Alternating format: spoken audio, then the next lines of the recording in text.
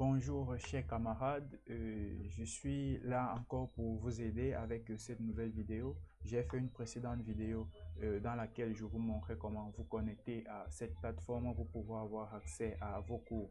Déjà, actuellement, nous avons les cours en faculté de sciences économiques du niveau 1 et du niveau 2 qui sont disponibles, notamment 6 cours pour le niveau 1 et je crois 2 cours pour le niveau 2. Donc, après avoir modifié votre mot de passe, votre nom d'utilisateur reste votre matricule. Ce que vous aurez à faire, c'est de mettre votre mot de passe que vous avez défini et vous connecter.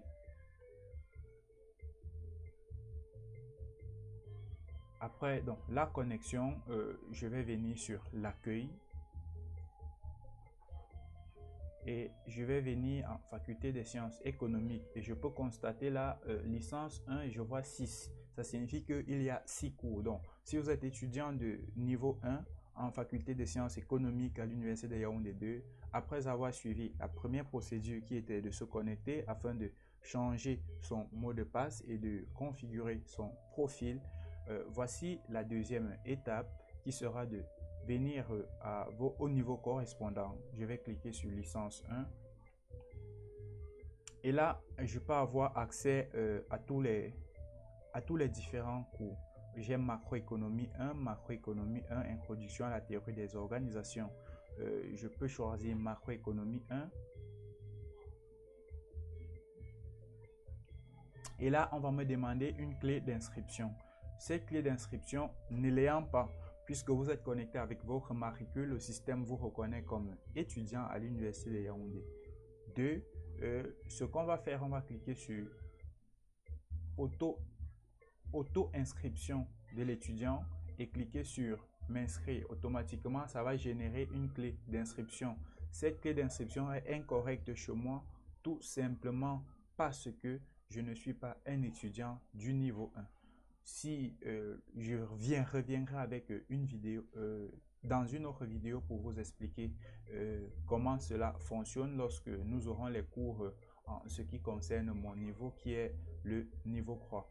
Pour le moment donc, les cours disponibles en faculté des sciences économiques sont, nous avons 7 cours en licence 1 et 6 cours en licence 1 et 7 cours en licence 2. Si vous permettez, pour revenir sur votre profil, vous avez remarqué que ici vous avez une adresse courriel qui est définie par défaut. En fait, cette adresse courriel doit être modifiée parce que on n'aurait pas pu laisser ce champ vide. Je sais qu'elle ne fonctionne pas et qu'elle n'est pas opérationnelle. Pourquoi? C'est simple, je la copie et je viens dans Google, je viens dans Gmail, autant pour moi, désolé.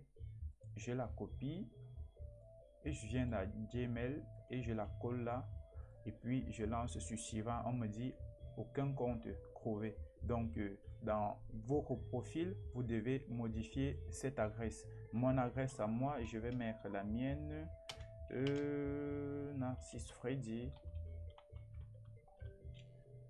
Non, je vais mettre Narcisse Kodo @gmail.com. Donc veillez à bien modifier cette adresse et rassurez-vous que l'adresse que vous avez mis est bien fonctionnelle et que vous pouvez recevoir les mails à l'intérieur et que vous n'avez pas perdu le mot de passe. Si vous n'avez pas accès au mot de passe, bien vouloir créer une autre adresse mail. Pour ceux qui ne savent pas comment faire, bien vouloir laisser poser vos questions en commentaire. Je ferai peut-être une vidéo pour vous expliquer comment créer une adresse email. Maintenant, lorsque votre adresse a été modifiée, vous recevrez cette notification. Vous avez demandé la modification de votre adresse courriel par ceci. Pour des raisons de sécurité, un message de confirmation vous est envoyé à la nouvelle adresse afin de confirmer qu'elle vous appartient. Donc, je vais venir dans ma boîte email que je vais actualiser.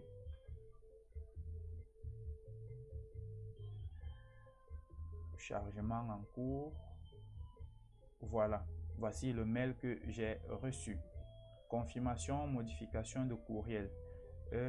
Vous avez demandé la modification de votre adresse de courriel pour votre compte d'utilisateur sur Université de Yaoundé 2. Veuillez visiter l'URL ci-dessous afin de confirmer la modification. Pour toute question, veuillez vous adresser à. Donc, bien vouloir garder cette adresse mail, c'est pour tous vos problèmes.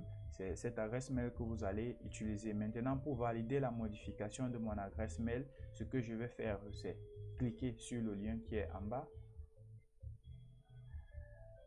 pour bien confirmer que l'adresse email dont j'ai demandé la modification m'appartient bien.